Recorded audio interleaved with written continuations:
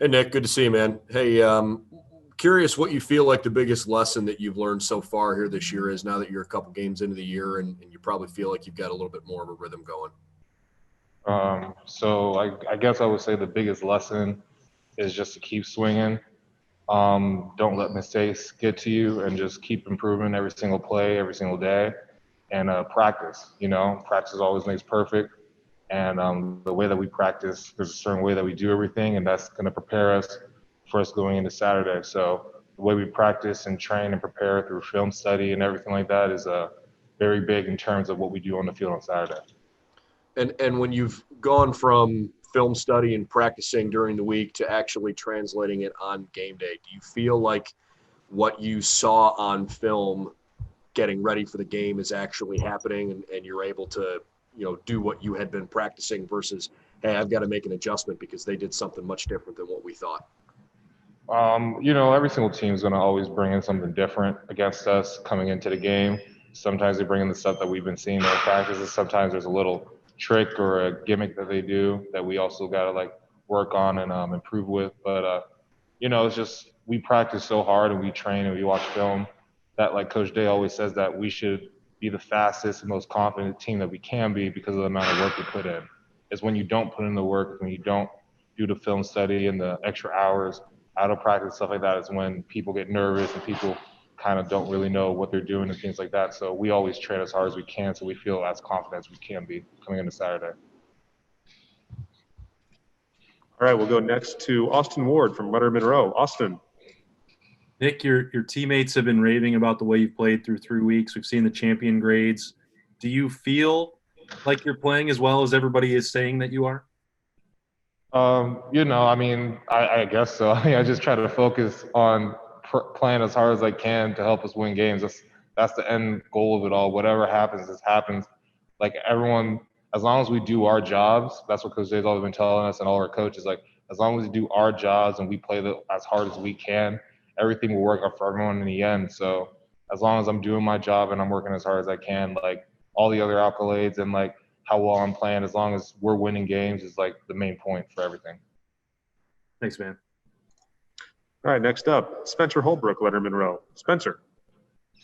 Nick, when you grade yourself and you look at what Thayer's done, how much have you been able to learn from him just in this 3-game sample size and build off of what he showed you last year and use it to your advantage this year? I learned a lot. Especially from him and everyone else that's been behind me, from Thayer and Isaiah Prince and Brandon Bowen, like Josh Albee, all the tackles that I played here when I was here, and even the film that I watched of all the tackles prior to my time coming here. I've learned a lot from them, and especially from Thayer. He's been a big help for me from the summer and the spring, this year especially, with me getting into a starting role and things like that. So he's inspired a lot of confidence in me, and he has a lot of things that he's taught me to make me better every single week and every single day through practice and through games. All righty, we'll go next to Bill Landis from The Athletic. Bill. Hey, Nick, I know we talked with you a little bit a couple of weeks ago about, just adding on the weight and keeping on the weight and how important that is for you. How have you felt that help you now through your 3 starts, and just how maybe powerful do you feel in the run game because of that? I feel powerful, especially with the weight behind me and stuff like that, but I also just feel confident as well. That's kind of the big key with it all. Like at this point with like college football and like the next level and things like that, it's all about the confidence you have going into a Saturday. And that comes from the amount of film and study that you do, and also the way you take care of your body from nutrition, sleep, and recovery and things like that. So all of that combined together encompasses like a really important part of like how I go into Saturday feeling confident and feeling ready to go. So yeah, the weight's a part of it, but it's just all those small little things that Coach Day and our whole coaching staff talk about, which is taking care of our bodies every single way we can, every single day. How much have things just kind of slowed down for you a little bit now that you've got these games under your belt? You had the start last year. Just how much do you feel like you're kind of reacting and not thinking when you're out there now?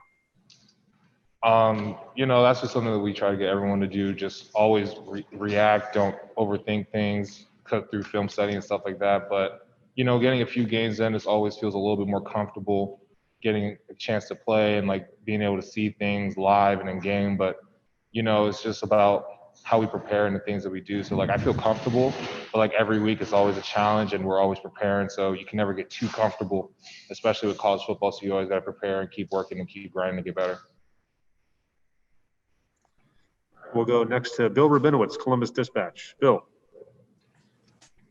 Nicholas, it strikes me that you and Thayer seem to be kind of so different in certain ways. I mean, you know, he had to lose a lot of weight. You had to gain weight. You were a 5-star guy. He was a 3-star guy who started early. I mean, just do you guys see the contrast between you, and how do you kind of look at that?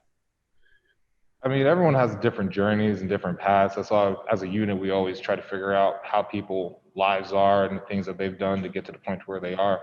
But at the end of the day, there's a reason why we were all brought here together at this moment in time. And like, he's like a great brother through our unit and great leader. So like at the end of the day, like I feel like me and him are the same in terms of that. Like we're like part of this unit and we both have the same goals and dreams and ambitions for us to play the best that we can and find a way for us to help Ohio State win games. So in that sense, we're pretty much the same in that. But I mean, yeah, everyone has different stories, and it's just funny to like look at how different people got to where they are and like the challenges that they had compared to other people. And although they're different, we both have challenges that we had to overcome and find a way to push through. How would you kind of describe your relationship, your friendship with Thayer? Well, Thayer was one of the first people that I met here through Ohio State. And he kind of like took me under his wing, especially when I first got here, because he saw me as like a little brother kind of deal, like someone that was kind of going through everything and trying to learn the offense and trying to get comfortable with Ohio State. So he's been like a big brother to me, just teaching me everything. And it's even funny that he's actually, I think, 2 or 3 days younger than me, technically. But he's been here and he's like one of the old guys here, like one of the old heads. And I'm looking to him like he's like, you know, like he's a guy that's been here forever and I can learn so much from him. But it's technically he's actually slightly younger than me. So it's just funny to look at it that way, you know? All right. Thanks, Nick. All righty. We'll go next to Nathan Barrett from Cleveland.com. Nathan. Hey, Nick, what impresses you the most about Jeremy Ruckert as a blocker? He's one of the more physical blockers that we have here. I mean, as you can see throughout the games, he's been finishing people all across the field, doing extra effort plays whenever a pass is off, trying to get an extra block. That goes along with all of our wide receivers and tight ends that we have. Like we have a great group of guys that do the extra effort plays even when they don't get the ball at times. And even when they do have the ball, they run hard. And like everyone just understands that sense of like, even though I don't have the ball, everyone works hard. So I think just like our skill group from our running backs, wide receivers, and tight ends, they all share that sense of no matter what we do, they're going to play as physical and hard as they can. And Jeremy's one of those people that you could see it every single day and every single practice, and especially on game days, he just puts it all out on the line. All right, we'll go next to Dave Biddle from 247. Dave. Thanks, Mike. Hi, Nick. Coach Day said that you're one of the most improved players on the team from last year until this year. You've touched on this a little bit, but what has enabled you to do that? Is it the confidence? Is it the weight gain, the strength? I'm sure it's a combination of everything, but what's kind of enabled you to be such an improved player this year? I mean, I think you probably hit it on the head right there. It's just everything's just been going right for me. It's just been on an upward slope from weight gain to learning the offense better through watching a lot more film. That quarantine break that we had to even get even more chances to watch film and things like that. And then just getting a chance to play and go through fall camp and everything. It's just the whole encompassing feeling of just getting more confident in every single facet. And it's just kind of culminated together to where I am right now. So it's just everything kind of pushed together. Just a quick follow-up. When you reported in, I believe, June of 2018, do you remember how much you weighed then? And how much do you weigh now? I think I weighed 265 that June. And now I'm weighing 312, 313. Thanks, Nick. I appreciate it. All righty. We'll go next to Dan Hope, 11 Warriors. Dan. Hey, Nick, I mean, when a guy like you comes in as such a highly touted recruit, I think a lot of people expect that, you're going to play your first or second year. But do you think having to wait your turn and having to develop for a couple of years has kind of helped you getting to where you are now? For sure. Offensive line is one of those developmental positions that every college has. So, like, it takes a little while for people to get it going because it's just such a big jump from offensive line play from high school to college. No matter what high school you go to, there's just a different level, a different toughness and understanding of the game. So that in that sense, the development was really big for me.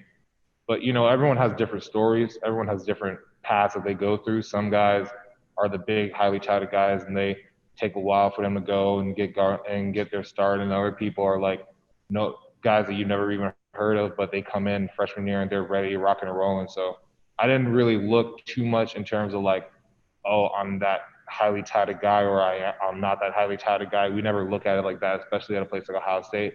It's just that everyone has their different story, and how they progress and how they develop is just through what they do as a player, and then the confidence they build over time, and then just the program itself building that confidence within the player as well.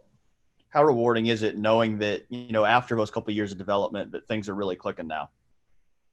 I mean, it's just super rewarding because we're winning games. It's just a great feeling being a part of that, and feeling that I have an investment in how we're winning games. I mean, I felt like I had investment 2 years ago and a year ago, because the way that I practice and the way that I helped guys that were maybe the ones on defense, or the ways that I was able to work hard and show things I can do during practice for the offensive line as well. I mean, I still felt that same sense of investment because everyone has a role here and everyone has a job that they have to do.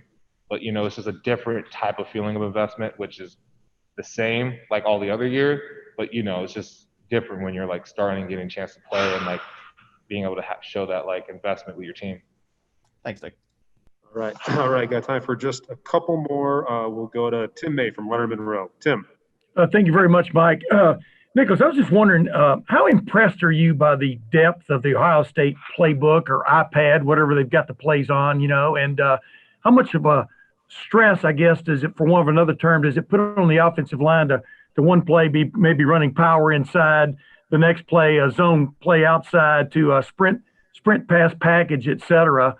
Just kind of give me your feelings on that. It's kind of hard at first when you first get in here and you're trying to learn all these plays. It's just such an extensive playbook with different types of situations and scenarios. And then even once you get the plays down, now you got to understand, okay, what happens if you see any type of blitz? And then you got to understand, then it comes to more of understanding the concept of things than really just the play itself. So it's just a very big and encompassing playbook, but once you kind of understand one part, everything just kind of builds on each other. And then once you get it down, you just feel very confident and you just feel great about everything, no matter what the situation is or what the defensive front is or blitz or anything. Thanks, man. All right. And last question for Nick. We'll go to Patrick Murphy, 247. Patrick. Nick, when you're named co-player of the game offensively with Justin, Thayer's named a champion, but you have three other guys in the offensive line who didn't grade out as well. What is that like for you, and how do you talk to the guys in a week like this when maybe they didn't play up to the level they wanted to, but you guys on the outside did? Well, it's always about the unit, and it's about the team. And what Coach Day says is that we always strive for every single person on the entire team to grade out as a champion. So that's always just a thing that we always try to improve on. So, everything is about improvement.